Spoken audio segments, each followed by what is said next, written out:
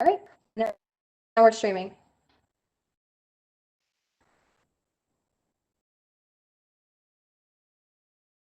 Are we on slide 1 or 2?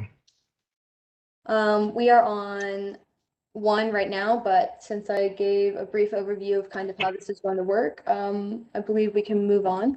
Perfect. Let's go to slide 2. Good afternoon, everybody. Thank you for joining us today on the Clean and Renewable Energy Planning Town Hall. I am Andrew Saunders. You will not see my ugly mug on this beautiful slide. I am the former Sustainability Officer for Athens-Clarke County and helping out today with the team since Mike is unavailable. We've come today with some of our partners on our renewable energy planning exercise, and you'll see them here, and they'll certainly have a chance to introduce themselves in a little bit. Especially want to recognize Maggie Songster, who is our Energy and Conservation Specialist with the Sustainability Office. She really has helped us to understand all of where our energy is being used and what the opportunities are. Today, we really want to hear from you all. We want to tell you a little bit about this planning process, about the commitments that have been made by the local government, but we want to hear from you as to places where Athens-Clarke County might want to start and if there's any items that should be avoided. And so I'll take a brief second and have the other members of the team introduce themselves.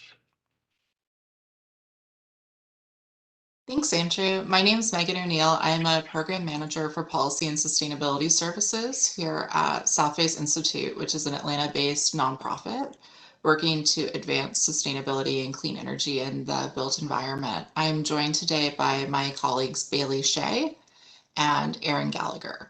And I'll hand things over to Eitan to introduce himself. Thanks, Megan. Hi, everybody. I'm Eitan Gummerman. I'm a senior energy consultant at GreenLink Analytics, also Atlanta-based. We are working primarily with cities and states on sustainability plans, and we're a data analytics focused group. And you'll hear more from me later. Pleasure to be here. Thanks.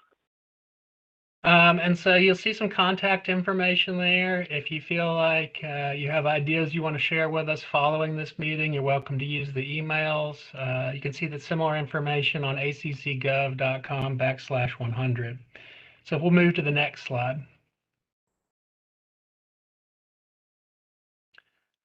Overall, this planning process is being advised by a community advisory board. It's a panel that was appointed by Mayor Kelly Gertz, and their goal is to represent stakeholders who are influential in the energy space. You'll see many of them listed here. They include 100% Athens, Action Inc., Georgia Green Building Council, the Housing Authority, Athens Area Home Builders, the Athens Land Trust, Athens Technical College, East Athens Development Corp., Northeast Georgia Business Council, and W&A Engineering. And so in addition to helping to advise us on plan development and next steps, they also can serve as a conduit as ideas for you to share ideas with and bring them back into the planning process. Let's go on to the next slide.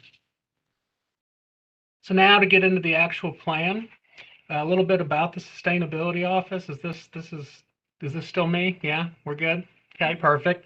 Sustainability Office was created in 2017-2018 with the goal of driving innovation with a triple bottom line approach, where we're helping the environment, helping to grow the economy, and looking out for people's needs in the communities. And it works across departments within the government, but also within across stakeholders in the community. Next slide. Some of the energy work that's been done is shown here. We were very fortunate to have some sales tax money allocated in 2011 that has resulted in numerous solar installations. We've also, in the bottom left corner, had a fairly large renewable energy system installed by our water utility. Next slide. And another major focus for the office in its early creation was environmental stewardship. And so you'll see a variety of restoration projects here. actually builds upon a 2001 commitment to land conservation, setting aside 20% of Athens-Clarke County as conserved land, and that was actually achieved in 2020. So there is a track record of Athens-Clarke County setting out ambitious goals and meeting them. And now that we have a healthy amount of land conserved for future generations, we're really looking at how to steward it and make sure that it's performing at a high level. Next slide. And then there's some emerging conservation activities. So you'll see on the left a trash trap that's part of a restoration project we have going in town. Numerous trash cleanups, looking at deploying renewable energy and expanding use at the landfill, and continuing to work with our fleets. Next slide. So these are the goals for today's town hall. I won't read them to you. I'll just summarize. We hope to update you where we are in the planning process and why we've gone about this approach. And we want to hear from you through text and questions that you submit, and try to answer some of those questions for you. Next slide. And as we move into this, please keep these questions in mind, because this is what we're hoping to learn from you. You'll see 5 or so questions outlined here, and this is your opportunity to be heard, but it's not your only opportunity. So if following today's conversation, you feel like you have more to share, certainly flag Maggie or somebody from the project team, and they'll follow up with you. Can even do one-on-one calls if we need to. And there will be other opportunities to engage throughout the planning process. So going to accgov.com/100, you can actually enroll in a mailing list to receive updates with that. Moving on to the next slide. I'm going to turn it over to Megan O'Neill with Southface to go ahead and walk us through the agenda. And thank you for joining us. Thank you, Andrew. So in my role here, as well as Aton's role here, we were both brought on by Athens-Clarke County to help support the development of their clean energy plan. So we're going to go ahead and walk you through the following, which include some background on Athens's commitment that they've made to a clean renewable energy transition, breaking down why clean energy, as well as setting the local context for clean energy in Athens-Clarke County. After we wrap up that presentation content, we'll devote the bulk of this to Q&A with you to address some of the questions that Andrew surfaced in the previous slide, as well as any remaining questions or concerns you may have that you'd like to share with us. Next slide. So Athens-Clarke County has set 2 distinct goals. The first of which is on this slide applies specifically to Athens-Clarke County Unified Government. So that refers to government-owned buildings like City Hall, water treatment plants, government buildings, fire stations, police precincts, any other facilities owned by Athens-Clarke County itself. By the year 2035, the goal is to obtain 100% of energy needs from clean and renewable energy sources produced on or for Athens-Clarke County Unified Government properties.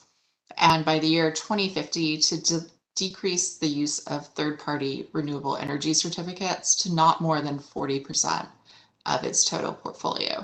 When I use the term renewable energy certificates, that refers to purchasing renewable energy generation that might be outside of the county. And so the desire is to move away from any sort of outside non-local purchases towards local energy generation to the maximum extent possible. Next slide. The second of the 2 goals that Athens has set refers to community-wide energy use. So that refers to homes, commercial properties, industrial properties.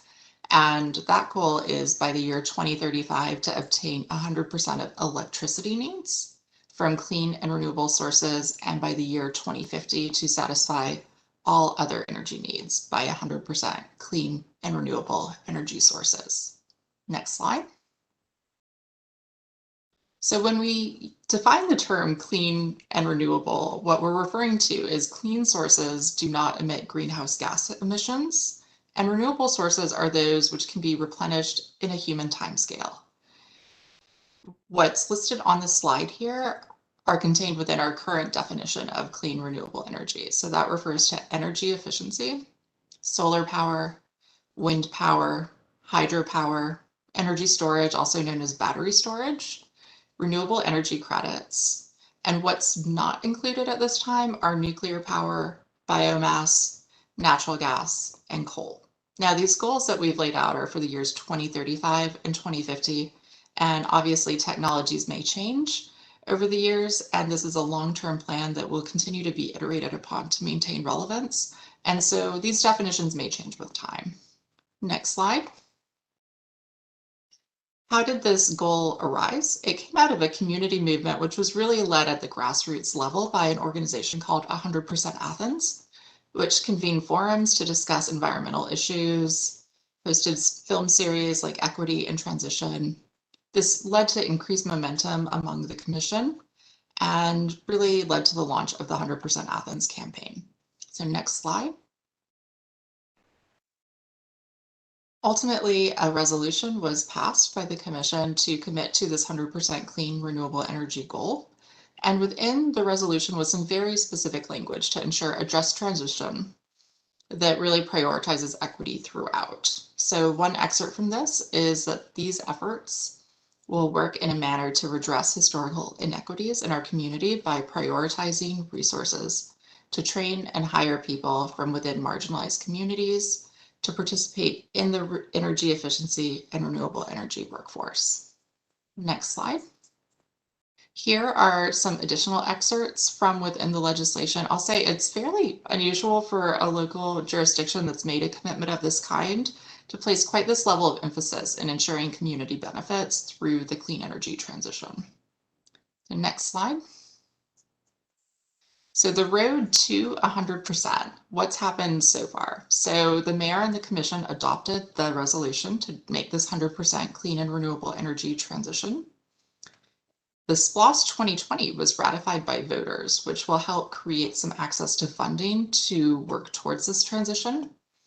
Also established was the Community Energy Fund, which will be used to help fund community level energy efficiency renewable energy projects. I neglected to mention a second ago when I referenced this SPLOST that that's $15.8 million that's going to be dedicated for efficiency and renewable projects.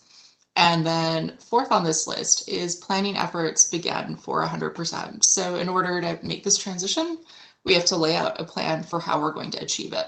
And efforts to develop that plan began early last year. Next slide. All right, so where are we now? So far in 2021, we've conducted a series of stakeholder charrettes where we convene groups of subject matter experts on clean energy economy, equity and community, and the intersection of the natural and built environments to start conversations and identify priorities and concerns within the community. Beginning in March, we started a series of conversations with business and community organizations to continue to establish priorities. And in April today, we are conducting public town halls to engage with the community writ large to, again, inform, educate on the plan and the commitment, begin this conversation, and collect whatever feedback y'all may have, as well as share any information we have to provide at this time. I will say there's no plan yet. We're developing the plan, and that development process formally starts from the writing and policy identification standpoint this summer. We'll continue to iterate on the plan with the Community Advisory Board, and in November, we are planning to deliver the plan to the Commission. Next slide. So this little juncture here that we're at right now, as we're between these town halls and when we actually start writing the plan, in addition to having these conversations, we want to continue to plug in with you to the maximum extent possible. So if you go to accug.com/100, you can see a whole host of resources on background about the plan, this commitment, about clean energy. You'll also see a link to a community survey that we've launched that we strongly encourage you to take, which will provide an opportunity to weigh in a little more detail, although it is a fairly short survey, to provide any additional insights and priorities you have as we move forward with this planning effort. You can sign up for email updates to stay up to speed and browse online resources. So again, that URL is accug.com/100. Next slide. All right, so why clean energy? Next slide. Here. Energy is essential. It helps serve so much of our modern daily functions, from natural gas for heating and cooking, electricity for lighting and electronics, and gasoline for driving. Next slide. Where does Athens's electricity currently come from? It comes from energy sources like burning fossil fuels like coal or natural gas, or splitting atoms through nuclear power. It comes from solar panels as well as from hydropower. Next slide. And the current emissions breakdown by sector for Athens-Clarke County is as follows. So the 48% for buildings and that 12% for industrial applies to the built environment, and those also feed into that 2035 clean energy goal. The remaining 40% of emissions come from transportation, which feeds into the 2050 all energy sources goal for the county to achieve. Next slide. Athens-Clarke County is rather unique in that you have 4 separate power providers, or electricity providers, forgive me, which include Jackson EMC, Georgia Power, Walton EMC, and Rail EMC. That means these are going to be 4 key partners for planning out how we'll achieve this transition in the years to come. Next slide. And the sources of energy we use do have a very noticeable impact.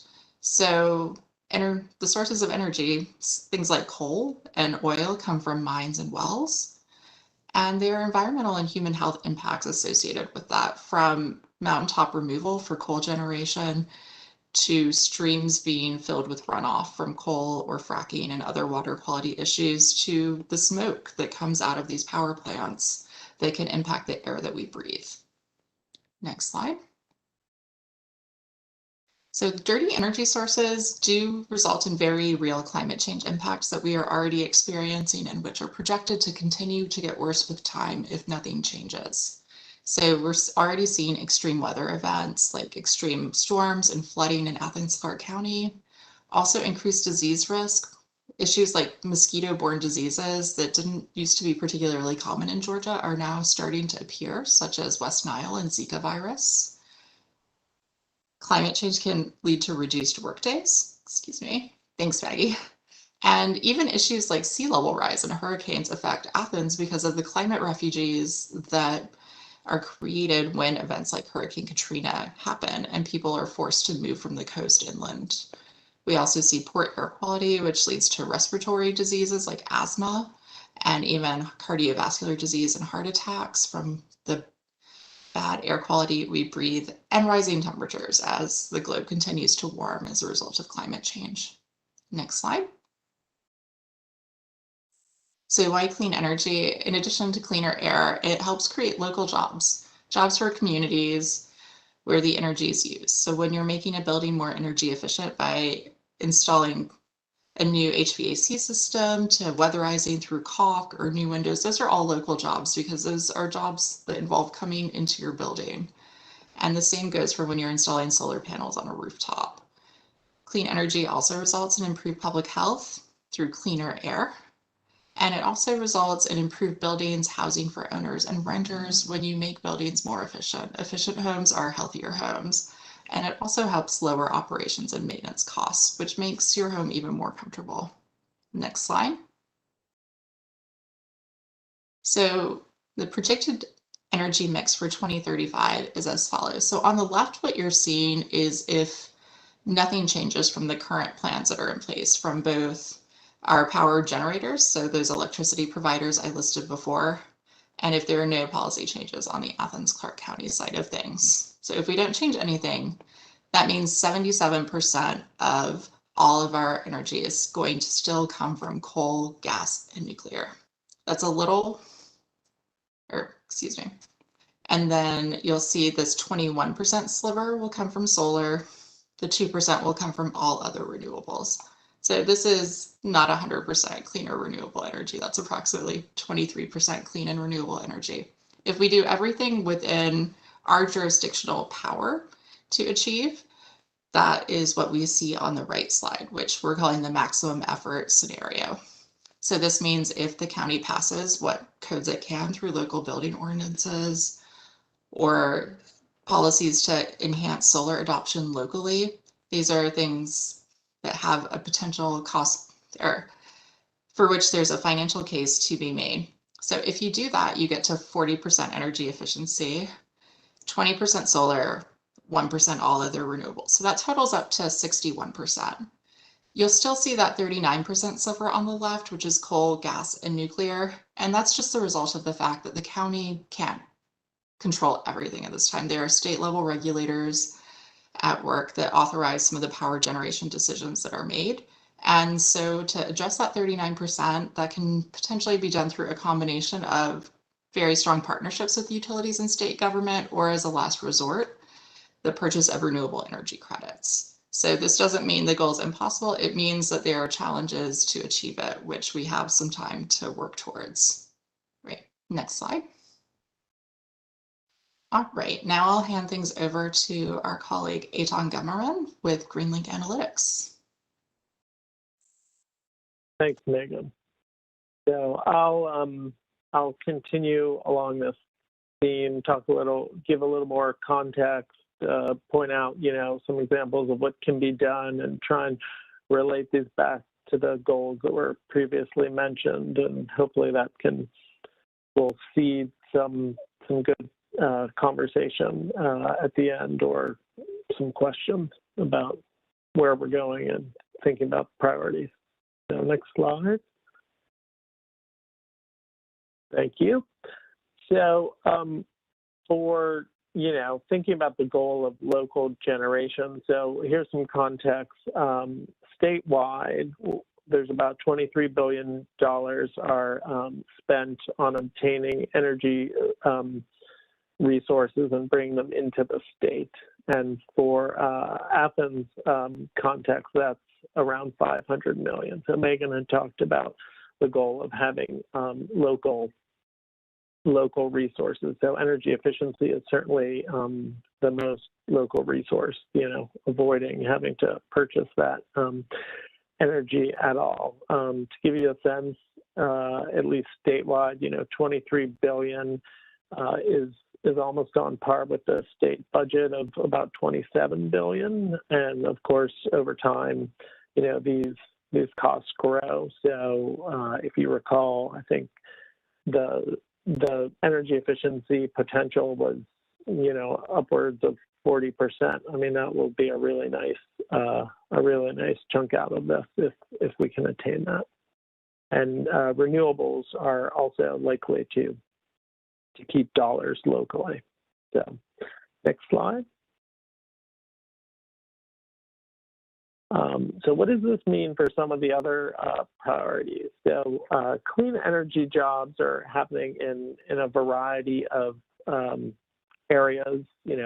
A lot is going to be in buildings and appliances, but there's a lot of vehicles, hybrids and electric vehicles, that this kind of stuff can happen anywhere. I won't read all of the list of the jobs that we mentioned there, but our analysis showed that the potential was for almost 10,000 new jobs through 2035 coming to the area.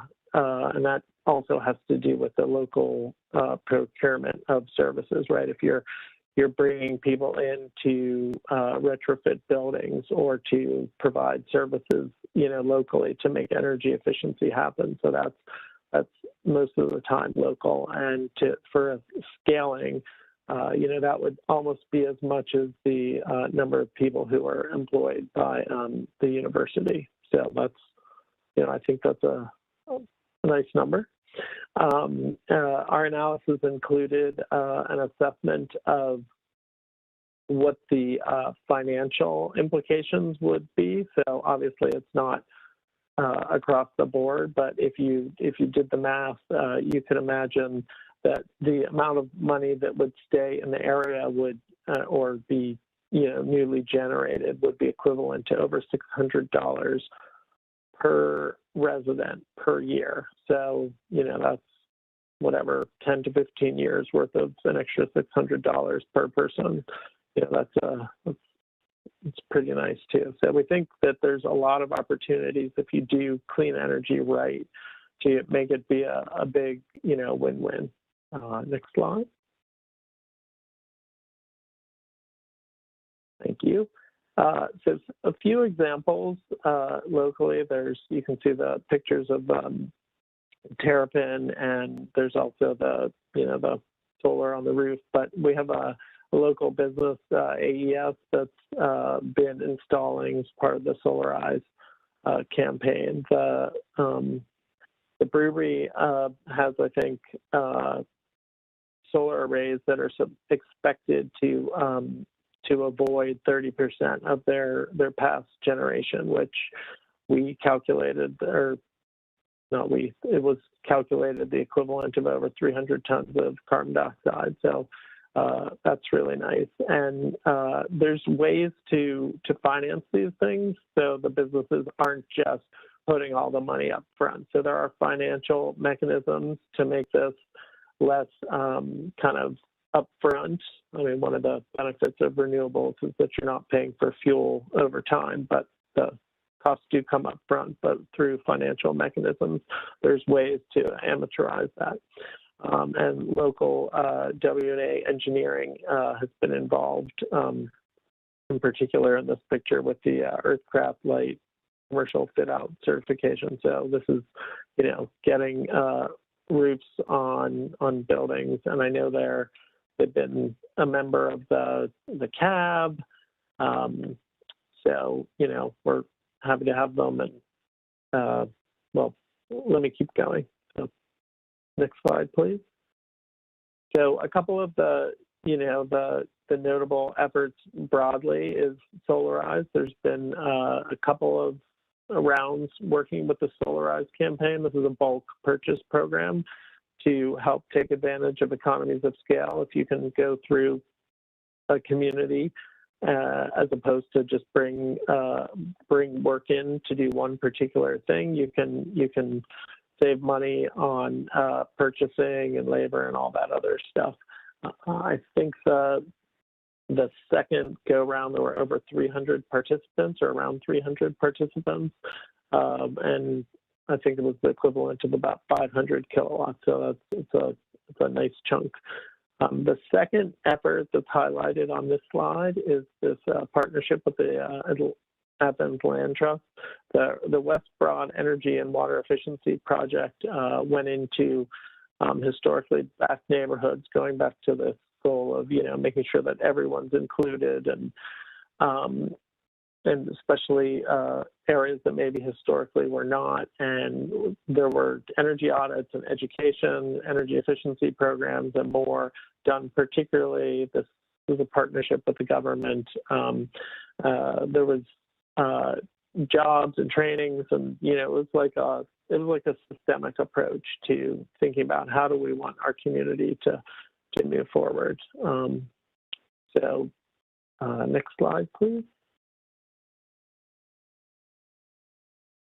So I've mentioned jobs. We've talked about the need for healthy outcomes. We've talked about some financial positives from clean energy. So to just try and kind of pull these things a little bit together, if you think about the green arrows are showing kind of the flow of thinking, right? So, for example, energy efficiency in buildings is going to reduce pollution, which is going to make indoor air healthier to everyone, and is going to lead to better health outcomes for folks. So what we did is, we used some models, and we calculated that this reduced exposure to health could lead to over $300 million in terms of public health savings through 2035. So this has to do with reduced illnesses and reduced hospitalizations and reduced missed work, and even less mortality. So all those things you can sort of quantify and get a sense of how are you improving your community. So this is another reason I think the health is like the other pillar to why clean energy, we want to do it, and hopefully we can reach everybody. In terms of the healthy housing note that's on the right side, there was a report put out by Athens Wellbeing Project that was talking about mold problems in home, identifying 9% of the population self-reported problems, and the correlation with asthma. So these same households had a much higher incidence of asthma. So, we see these synergies between, trying to take care of one thing and how everything kind of fits together. And we're trying to be mindful of this in this endeavor. So next slide. Thank you. So the additional dimension of this that's been mentioned once or twice is this idea of bringing equity into our planning process. Very important separately, but also together, right? And how do you do these simultaneously? So the figure is making the distinction between what the difference between equality and equity is, in terms of showing that everyone getting the same bicycle is, questionably valuable. So, for our approach of trying to bring you all and the rest of the community in for energy democracy is, in particular, to bring in those who haven't been included before. And we hope that, you'll tell people and these, town halls will reach as many people as we can, but we're always looking for more. In particular, we want to make sure that the equity is also in terms of the distributions of costs, but also who the benefits are reaching. Often, you can imagine that energy efficiency programs are most available to people who have the time or the connections to even be aware of them, right? And that's something that, we're being very mindful of avoiding. And then one of the ways we measure equity, you can imagine that it's not the easiest thing to actually measure, but we think about how is energy security going up, or is it going down, and is energy burden increasing or not? And energy burden is a measure of how much a household would pay for their energy costs relative to their income. So it's based on a percentage, and I'll get to that in a second. But clean energy should help with security and resilience and avoiding outages, and local energy sources can avoid the types of things that, might not have a polar vortex like they did in Texas, but there are many reasons that security can be enhanced through local resources. Next slide, please. I'll try not to go on and on. I apologize about energy burden, but wanted to point out, so I mentioned this is one metric that we use for establishing, how are we doing in terms of equity. So energy burden nationally is a little over 3%. There's, by definition, if it's 6%, you'd be considered having high energy burden, and 10% is pretty severe. So if 1/10 of your income is going to your energy costs, that's pretty extreme. The map on the right shows some of the distribution between 3 and 30% in different parts of the city. And for context, the state as a whole is above the national average, pretty notably. It's at 5%, and in particular in our area, it's over 7%.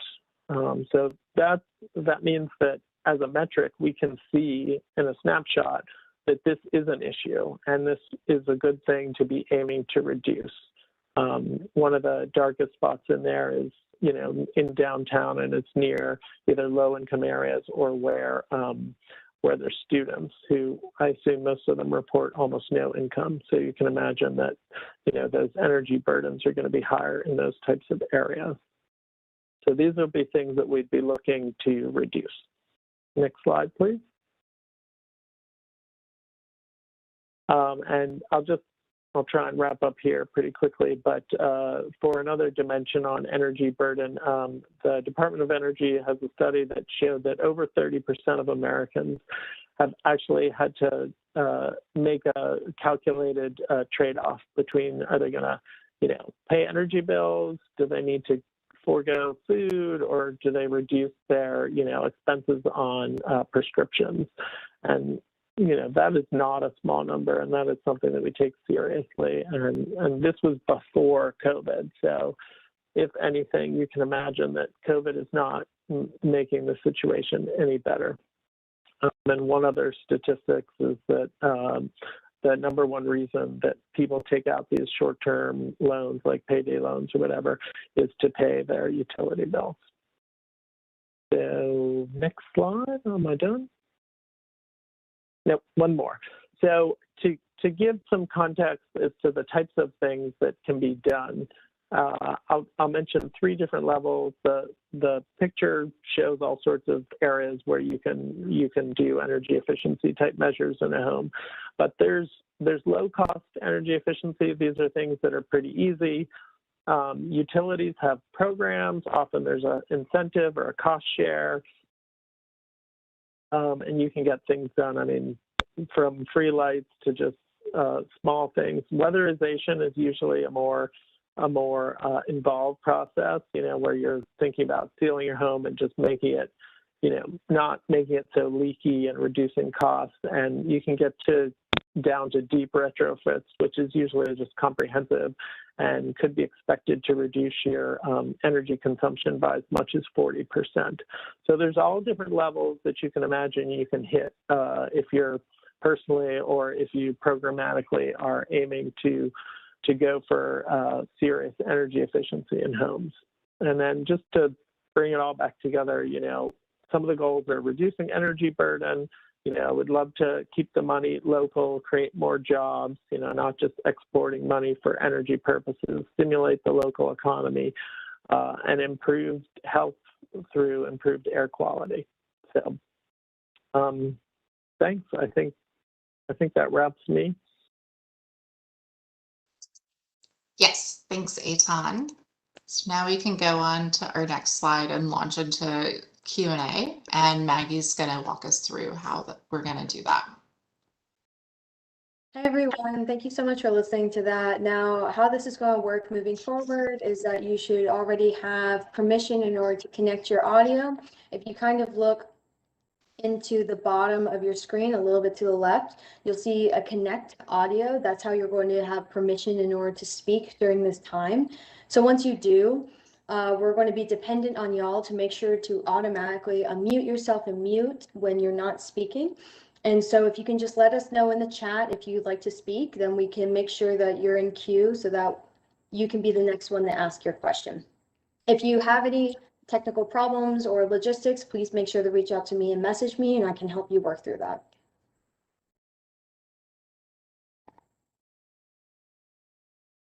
All right. Thanks, Maggie. So we'll just lead off with asking y'all, what questions do you have for us?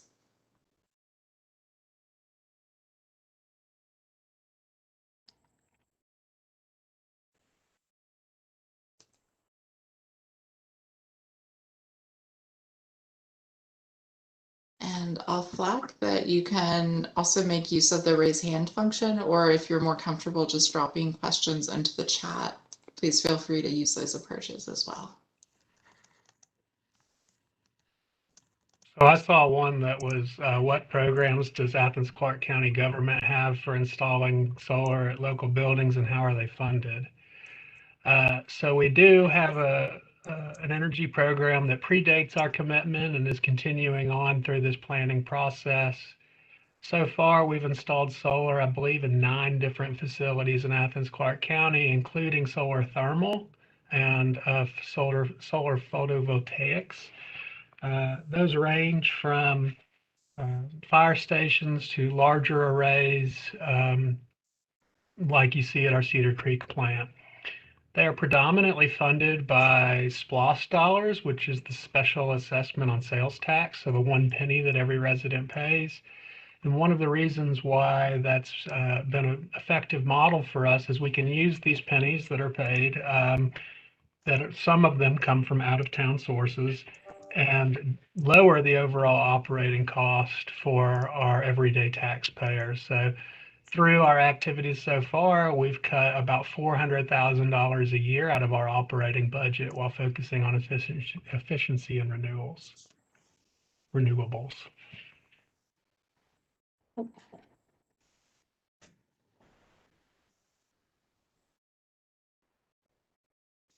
Thanks, Andrew. I'll leave it open for, this is Bailey. I'll leave it open for a little bit longer in case anyone wants to speak up, but we do have those pre-submitted questions I can read as well.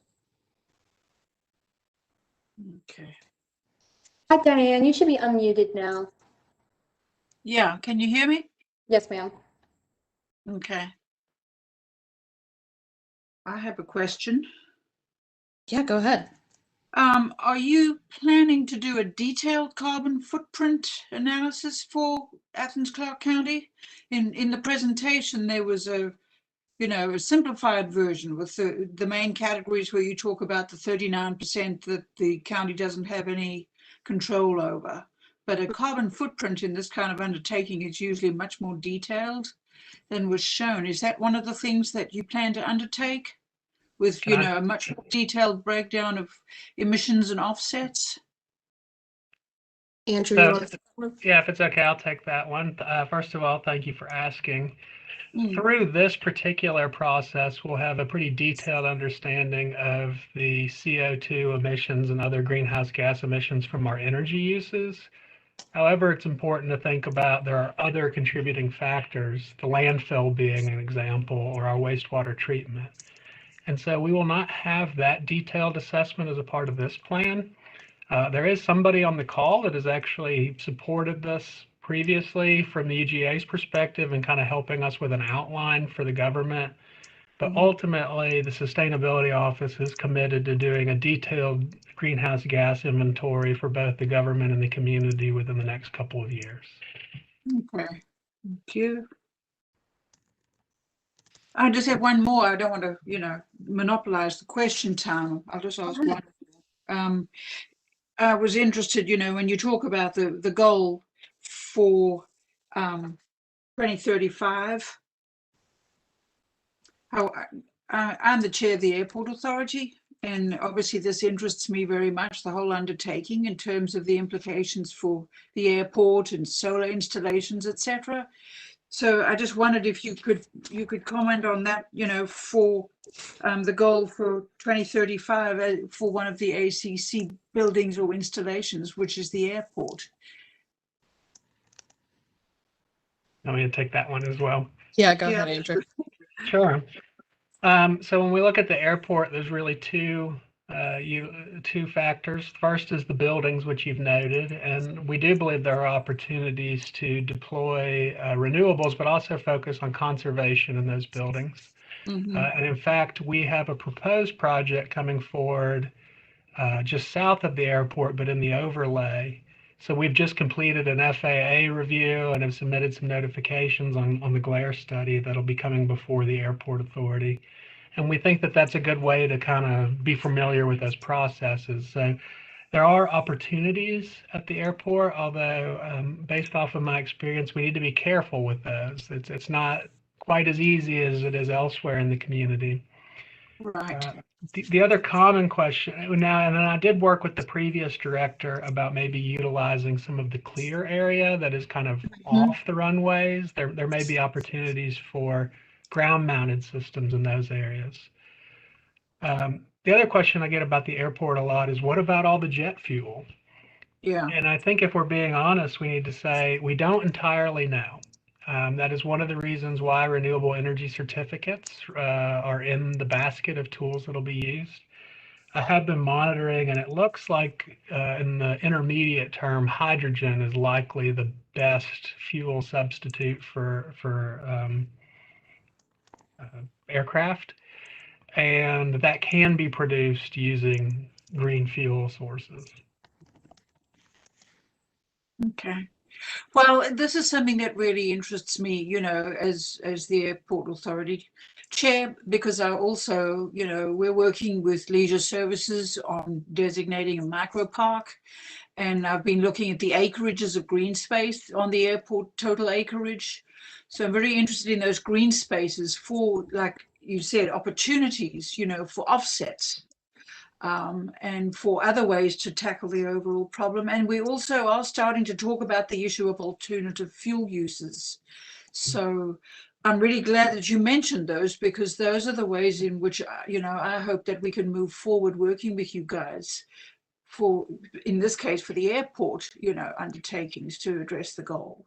There's a huge acreage of green space of the total acreage at the airport. I have the figures now from Aaron Hall. So there is opportunity, for offsets and for maybe solar installations, tree planting, etc. So I look forward to it. Thank you, Andrew. Sure, and I'll just add that one follow-up answer to that. When we look at the green spaces, or kind of these designated clear zones where you wouldn't necessarily put a building with people or very tall growing trees, when we looked at it before with the previous director, one of the things that I was really pleasantly surprised by is the airport has a master plan that's about 20 years old that they've actually executed on quite well. And so that master plan is my understanding, it should be updated. It should be really start to show kind of the next 20 years. And that would be the perfect time to be planning for what are these low use areas and how might they have additional environmental benefits that are complementary to the airport's needs. Perfect. I can pass that on. Thank you, Andrew. You're welcome.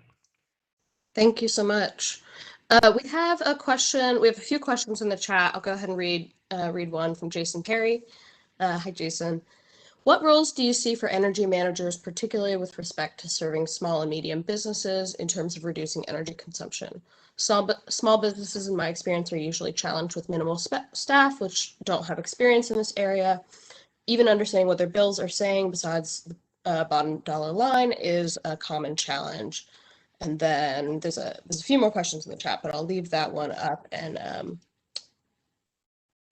maybe hand it to Megan. Yeah, I can take a quick pass at that.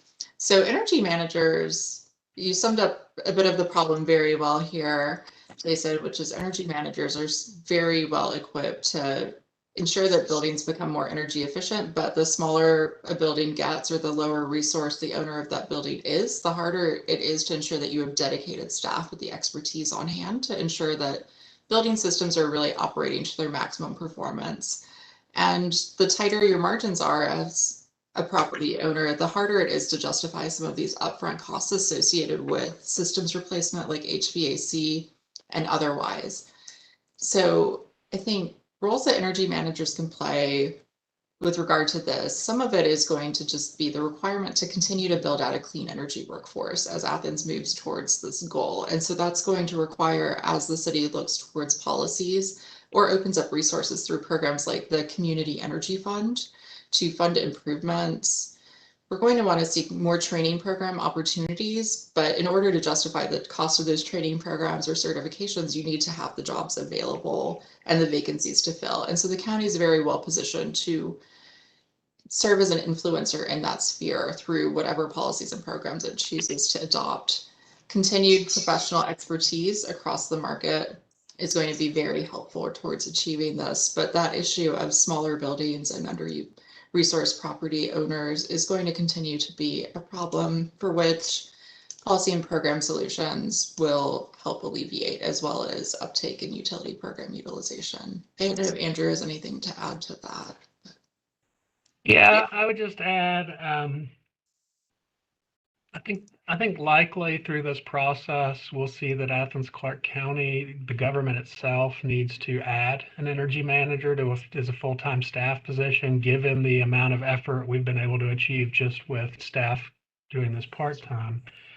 And when that's done, or if that is accomplished, that role should not only be inward looking, but they should be a resource for the community that can work hand in hand with these partners in the business community and our residential setting, and also with the implementation folks as well. So to summarize what Megan said, there's definitely a role there, and I think that's an area where the government can provide some of that early education to make those decisions easier. Thanks, guys. I'm going to read a question that was submitted earlier from Christy Tweedy. How many residential homes have been served through the Athens Land Trust Efficiency Project? Are there plans to provide more support to increase this project that directly benefits our residents? So I'm going to say that none of us on this call are from Athens Land Trust, but Andrew worked directly with them, so he might be able to speak to some of your question. So the Athens Land Trust project in the West Broad neighborhood had an energy conservation component and a water component, and we actually view those as very closely aligned, given that it takes water to create energy and energy to treat water. Through that, there were approximately 15 homes that received some form of energy upgrades, efficiency upgrades. That might be insulation, it might be weather sealing, in some cases it was HVAC. There were approximately 20 homes that received water conservation measures, everything from repairing leaky pipes to changing out the efficiency of equipment. And there is some overlap in that. So I would say you're probably looking right around 25 different homes touched.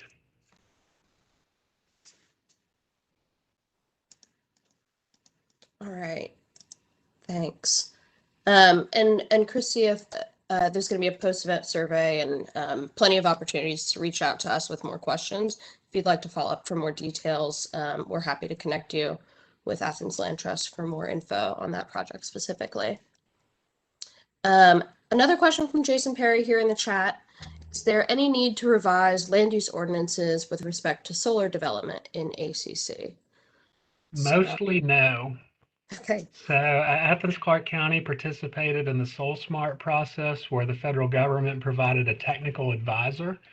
And one of the things that we looked at was solar both as a standalone use and solar as a complementary or accessory use to properties. As an accessory use, it's almost universally allowed. As a standalone use, it is allowed in places where other utility installations would be allowed. And just to be frank and put my own opinion out there, Athens is so limited on land and it's so valuable. I really see land-based solar, ground-based solar being similar to what we've talked about, these areas around the airport or the top of the landfill or these other places where there's not a higher ecological or economic purpose that could be used. The reason why that's not exclusively a no is because there are two areas that could use some clarification. The first is solar within historic districts, especially as we see new technologies become available.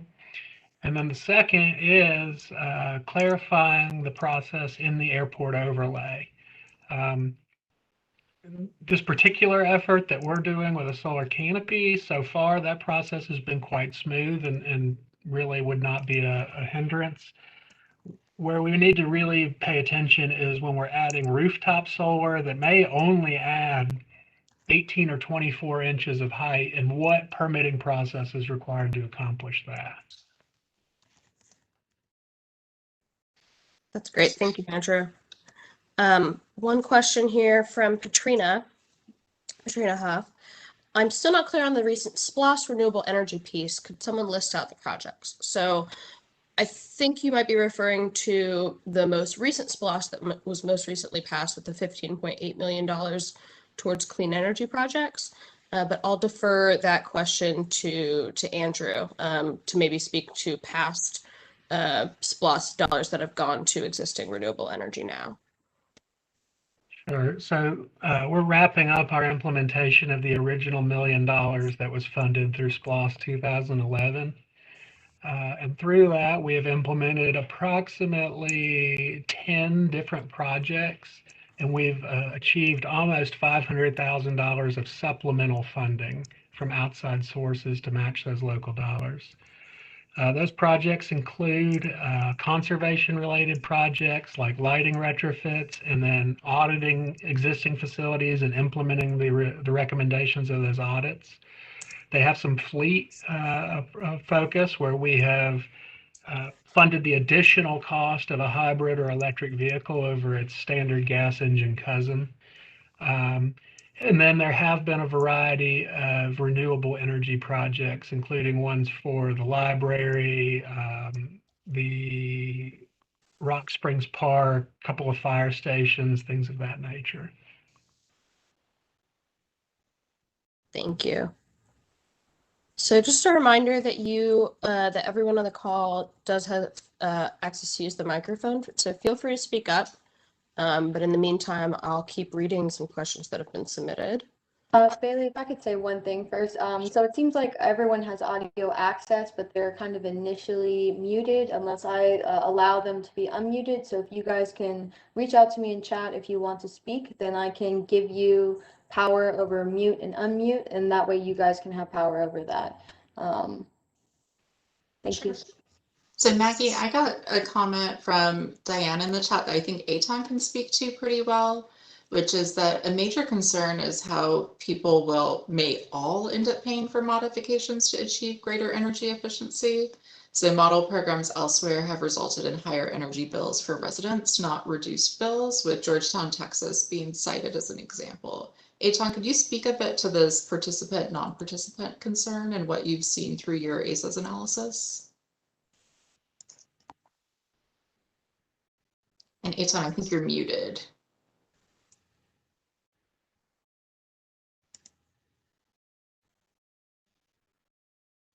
Sorry about that. I think so. Can you repeat the part about the model? I didn't hear the first part of the question. I heard the part about speaking to the non-participant versus the participant. Another part to the question? So the question was, is it likely that all people will end up having to pay a premium in order to achieve this transition? And one example program where that has ended up being the case is Georgetown, Texas. So essentially, does a clean renewable energy transition mean that everyone's bills are going to get higher? Well, that's a good question. I think the important thing to remember is you can do any of these things well or really badly. And I don't know enough about the Georgetown one to say that it wasn't done well or it was, but there's no guarantee, right? And this process, you know, the way we did the modeling is we weren't using super optimistic assumptions, but we were assuming that things were being done in a intuitive and cost-effective manner. So to be clear, we were building out what we analyzed as being cost-effective based on our future projections for costs. So first of all, costs are going down into the future, so it's more likely that whatever's happened in the past is more expensive than what's going to happen in the future. Though, like I said, I don't know that particular example. And our analysis showed that when you have lots of these energy efficiency measures that got to that 40% that we talked about, the cost to participants, meaning people who got energy efficiency measures on their homes, went down much more than people who did not. But that overall, when you combine these systemic changes, if electricity rates were not going up for non-participants, there was a savings overall to non-participants as well. It was not to the same scale at all, as you can imagine, right, if the non-participants aren't reducing their consumption. But there was still some savings, and that has to do with the fact that the utilities overall aren't having to build out the most costly new generation into the future. And the highest cost in the power sector is going to come from those last plants that are turned on those days when it's super hot and everyone's got their air conditioning going. So regardless of how people are charged, the systemic costs are at those most costly units that are only used a couple hours every month or whatever. And so those could be reduced entirely from your neighbors doing energy efficiency. So generally, we believe that shouldn't happen, that even non-participants are not going to be expected to have higher costs if this program is done, in a thoughtful manner. I'm wondering if when you run out of questions, Bailey, if it makes sense to ask the participants to focus on the priorities. I know that was one of the things we're hoping to hear from them, what their priorities are in regards to all of this. Or am I jumping ahead? No, I think we have one more question that I can see from the chat box. And so I'll read that one and then we can hop on over to kind of questions that we want others to consider and help us speak to priorities. Yeah. So one more question here. Let me read this before I say it. If one has a natural gas heating system, it would involve a big outlay of money to switch to electric heating. Who is going to pay for this, especially for impoverished people in our community? I think everyone on this, a lot of our presenters could speak to this. I might start with Andrew. Sure. So the first thing is I would offer to you, I've been in homes where people heat their house in Athens with an oven. So it's not even as simple as natural gas to electricity, but let's just start with the premise of how do you incentivize energy efficiency and clean energy technologies within low-income households? I would say that it takes all of the above approach. First, as I would say, you need to make sure that the house is efficient, and you need to focus on keeping the heat in that you have, and those can be cost effective. There are already implementation partners happening for very low income households, Action Inc. and their weatherization assistance program being one, Georgia Power standing up another program based off of the pay-as-you-save model. Also, Athens has adopted the Community Energy Fund that redirects some of the revenues from utility franchise fees to support just these kinds of efforts. So there is some public subsidization happening there.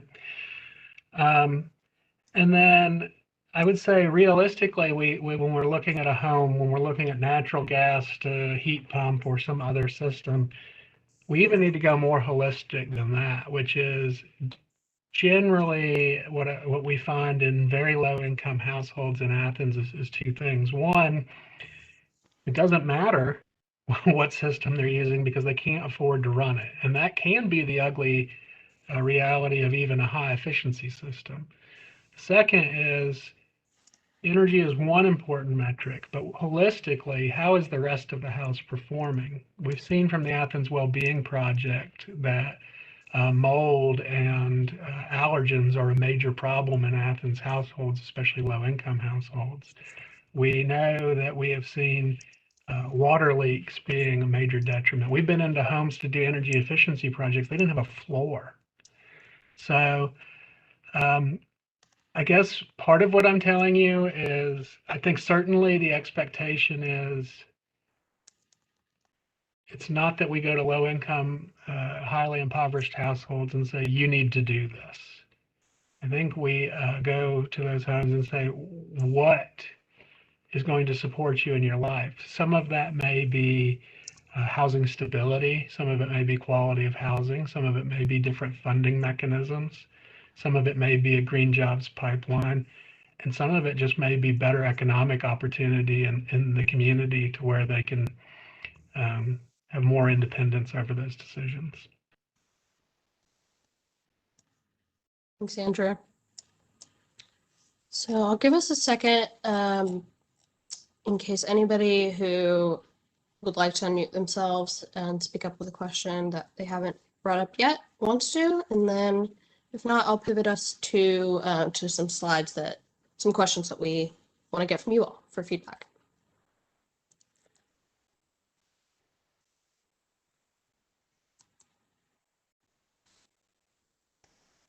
All right, so feel free to speak up at any point, but I'll go ahead and pivot us. Maggie, if you go to the next slide. So we really do, for those of you that are still with us, and we appreciate your time and your being here today, everybody's input is extremely valuable and is going to help us shape this plan. It's going, every question that we've gotten so far and every piece of feedback that we've gotten so far is really helping us to figure out what are the top priorities for the clean energy plan. But with that, we have, opportunities to speak up here. So if you'd like, we'd love to know from you. What would you like to see prioritized in this clean and renewable energy plan?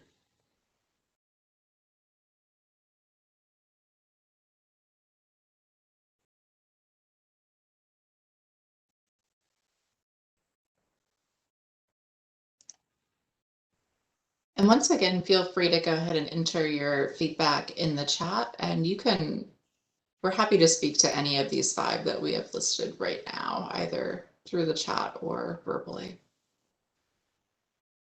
I have a comment. I don't know if it answers any of these. Sure.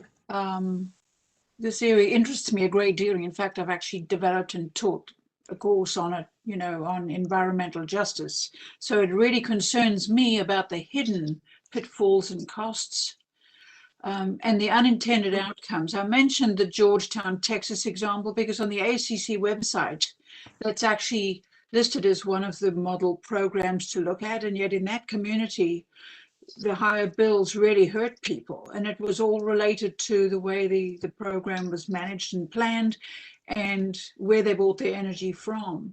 So I am concerned about how, disadvantaged or impoverished people will actually be able to participate in how the plan can be successful for everybody. But as you move forward, in this area of development and expertise, it's the unintended outcomes that are the real problem. And so there really needs to be a considered approach, not just all the benefits and the promotion of it, but what are the real hidden pitfalls that can come along, that will basically boomerang on residents and businesses. That's one thing. So measuring success has to also take into account hidden pitfalls and unintended outcomes, like your 39% where you can't change where we get energy from. It's not 100%. We can't get to literally 100%. So in many ways, that's a misnomer calling it 100% renewable. When there's 39%, you can't change. Maybe there should be more, sort of honest discussion about that, or educate the community about that. That it's ideally is 100%, but that 39% we can't change. And my other question is, I still don't really understand, talking about keeping the money locally and buying energy locally. You can't buy energy locally if there isn't an energy generation mechanism from which to buy it. I'm still not sure how maybe you can explain that better, or that can be articulated better as you move forward for people to understand. Thank you. Enough for me. Andrew, I saw you raised your hand. I think Megan could comment on this. I also think, Andrew, you want to go? Megan, why don't you take a go at it? Sure. So that 39%, we want to be very upfront with the current limitations that exist in terms of local regulatory authority to achieve this transition. So you're absolutely right. And that's why we wanted to make sure to acknowledge that up front, is a lot of these decisions, as they're structured right now, are left to other decision makers like the Georgia Public Service Commission, the state legislature, power companies like Georgia Power, who right now the Athens-Clarke County does not have the ability to regulate, but that doesn't mean that Athens-Clarke County can't use its leverage as a major energy user to enact strong partnerships with its utility providers. And it also doesn't mean that in the years to come, Georgia Power won't change its energy sources, or that the state won't adopt different sorts of policies. So really, this is a long-term plan that has a lot of different pathways to achieve it. And, the last ditch option is the purchase of 39% of the energy from renewable energy credits. But that is obviously the least desirable of options. And in terms of identifying unintended consequences, you're absolutely right. And we see that repeatedly in other jurisdictions that adopt these kinds of plans, or potentially, like one example I can think of that I don't think is being contemplated in Athens-Clarke County, but for example, in Washington, D.C., a few years ago, they passed this very intense building performance standard for all existing buildings, which included a policy requiring all new construction for residential properties to be net zero. Now, something like that, if you think about it in a lot of ways, is that tantamount to redlining, or is that going to further exacerbate gentrification? Because while the objective might be good, which is to require buildings to be more energy efficient or to perhaps use zero energy, you have to think about the unintended consequences of the added cost of building to net zero. And so I'm very interested to see how DC rolls out that policy and enforces it, because I know they want to do so responsibly. But I cite that as an example just to say that the best of intentions can absolutely result in things like exacerbating gentrification or affordability concerns in jurisdictions. And that's why, exactly as Eitan said, these things can be done well or they can be done terribly. And it's very important to be very deliberate in thinking it through. And I think it's really important to continue to speak with the community and any stakeholders that would be affected by policy to help identify these potential unintended consequences when they're still theoretical rather than things that are happening in real life because the county acted too quickly. Do you have anything to add to that, Andrew? No, the only thing I'll add is about the kind of the energy dollars, about where do they go, and I think that is an important point, right? So right now, if we're getting coal or oil or whatever the fuel of the day is, we know that Georgia produces almost none of those things. However, Georgia actually has seen a growth of renewable energy production. So we have 2 manufacturing plants doing solar panels within the state, and then right up the road we have a very massive battery plant coming. And so you're correct. If we were to go procure these technologies, and oh, sorry, let me not forget the insulation plant that's in town.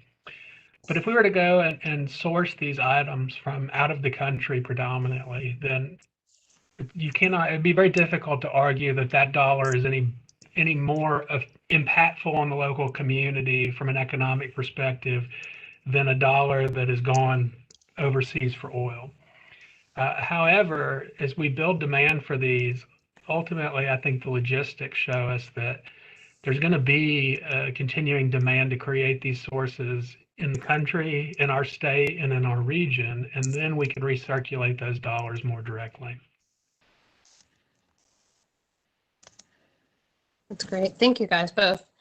We have one question here which I think kind of gets at question number 2 on here. Which clean energy resources should be used the most? Something on my screen is blocking it. Here, from Mia Watson. Why is nuclear energy grouped in with coal and gas on the presentation? Isn't nuclear energy a renewable resource? I think nuclear could really be the future of energy if executed correctly. So I'll ping that one over to Andrew.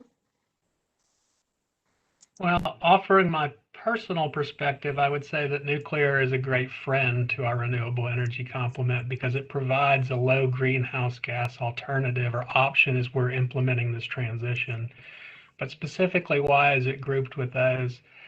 In our resolution itself that the Mayor and Commission adopted, it calls out the need that nuclear would not be in the basket of renewables, so that's kind of left it off the table. And then there are, with any energy source, including wind and solar, there are environmental impacts, but those of nuclear, I think we still are waiting on answers for. However, I will point out that, and this was something that I actually helped to write into it, the resolution specifically says that this will be readdressed as new technologies become available.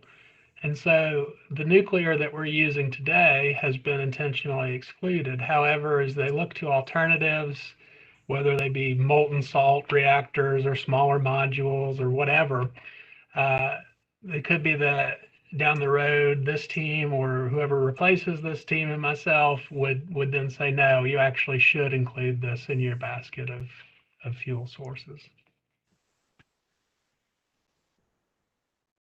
Thanks, and thank you for that question.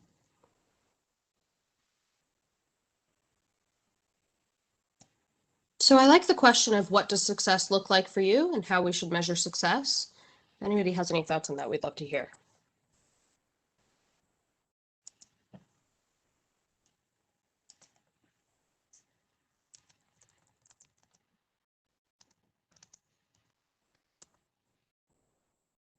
I'd like to take that briefly.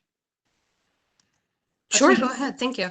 I think for me, success would be to follow up what I said before, and that is that we take a very careful, measured approach, since it's a long-term undertaking, and not be sort of swayed by some of the more sort of publicized stories out there in other cases.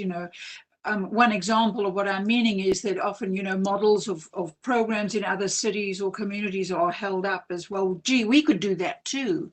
But you have to be careful whether you're actually comparing apples and oranges. If their population profile in their community doesn't look like it does in Athens-Clarke County, which has a very high poverty rate for the population, you can't look at it. Another model program that was cited was a town in Vermont. Well, they have a very much different population profile with far fewer impoverished people. So I think a really measured approach, looking very carefully at what will work in this community with this many poor people, with the restraints that we have here, would be, to me, an example of success, carefully in bits as we move forward slowly, and with informed input from the community. So, and how you would measure that would be, in the series of indicators you select. Anyway, thank you. I've talked too much probably for all participants. I appreciate the opportunity. Thank you. We have one more comment here about measuring success with equity. Our directive here is like not a directive. Mia says, to measure success with equity, close the disparities between populations within the Athens-Clarke County community and in terms of energy burden. And we completely agree. That's great. Patrina asks here about any efforts towards community solar, and also wondering if a school or library could essentially share with the community. I guess I'll give that one to Andrew. Yeah. I'm not, okay, so I'm gonna break that down into schools and libraries first. Is kind of setting the model. So the answer to that is initially they've been a little slower to implement locally than you might have seen elsewhere in the nation. However, it is starting to happen. So the Athens-Clarke County Library is currently replacing their roof, and we're able to utilize some matching grants and some of those local dollars to do it. And with that, there will be a educational component that builds upon their existing solar garden. And we've seen some smaller schools, one of them being the Montessori school on the east side that started very early with solar, and they love to use that as kind of that learning laboratory and invite guests. So I think that they can definitely help in that educational effort and making this more commonplace. Community solar is used in a lot of different ways, some of which are somewhat illegal in Georgia. So I'm actually going to hand that one back to the project team to talk about the updates for community solar. Sure. Megan. Thanks, Andrew. Yes, community solar is a bit of a tricky one because it depends a little bit on how you define community solar. So the way that most people across the country define community solar refers to when you're basically installing a solar field or installation somewhere that then feeds energy directly into neighboring buildings or otherwise. In Georgia, that's illegal because of something known as the Territorial Act, which basically forbids you from building your own power plant. So as soon as while you might be able to put solar panels on your rooftop, as long as the solar electrons that are generated feed back into your property and don't go across property lines, then you're fine. You have the ability to make decisions about energy use at your own property. But what you can't do is produce energy that will be going to multiple properties or multiple customers. Only the utility that's been assigned to you geographically is able to do that. So in Athens, you have 4 of those utilities. Georgia Power does offer what's called a community solar program, which is its own version of community solar. And essentially they will build an installation within a community, and people within that community or elsewhere have the opportunity to essentially sign up as off-takers of that in theory, where they pay a slightly added price on their bill in order to help bring that additionality of the new solar onto the grid. So it's essentially creating more solar on the grid. That solar might not be directly feeding your building, but you do have the opportunity to pay an added cost on your bill for that, depending on where you're located. So yes, I hope that answers the question. And I'll just plug in Walton EMC offers that same program. Great.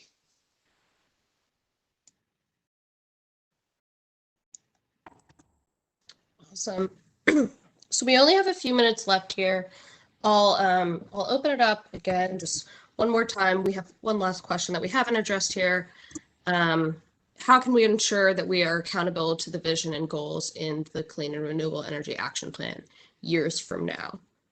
So I'll open it for just kind of a few minutes here, and then we should pivot to kind of a conclusion and a wrap up of next steps.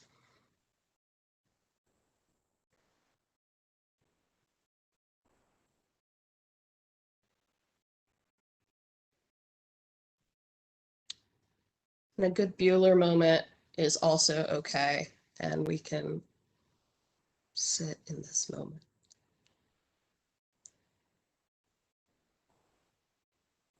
All right. Oh, Jason has something. Jason, are you able to unmute? I believe I have been unmuted. Can you hear me? Yes. Okay. So thinking about accountability into the future brings up the thoughts around Pottery Town, which those of you who have moved away may or don't live here may not be aware of. But and this is before my time in Athens, but 20-ish years ago, there was a push for anti-sprawl policy in Athens that some people are kind of pointing to now as being the thing that kicked off what led to historic buildings in a historic neighborhood being demolished for a parking garage on the edge of downtown. And so I think, nobody who was necessarily pushing for anti-sprawl 20 years ago would have foreseen or necessarily advocated for that development. But I think it's worth putting a little extra effort or a lot of extra effort into failure mode effects analysis with respect to equity and unintended consequences with all of these measures. And I think Diane was getting at that with looking at where things have gone wrong with similar models. But putting more effort into, I guess, red teaming the ideas really hard to make sure that we don't wind up with excessive gentrification and I think environmental redlining and things like that that have been mentioned so far in the call. That's a good example. Thank you, Jason.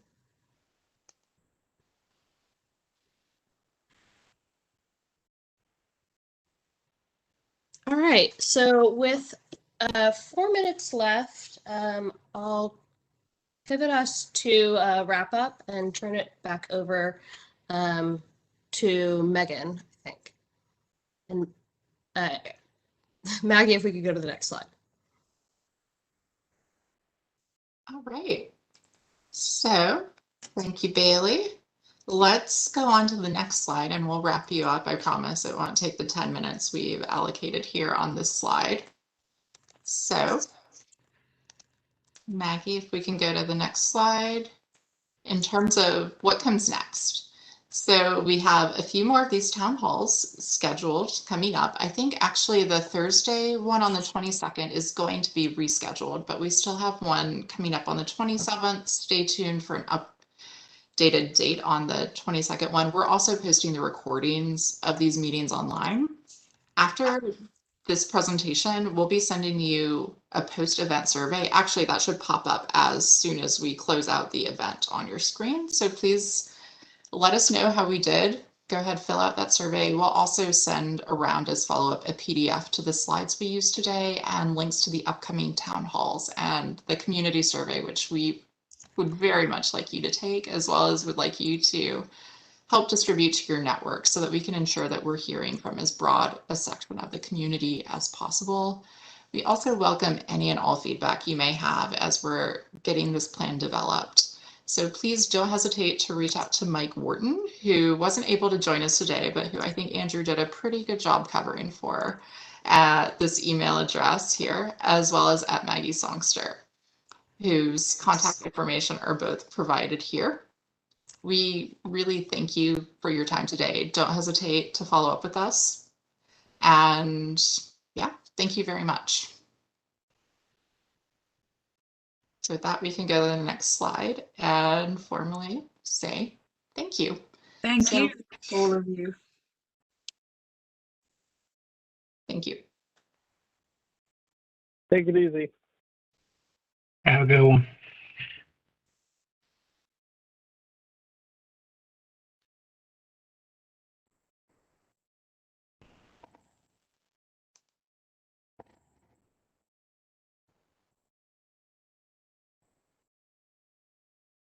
Okay, I'm going to stop the live stream.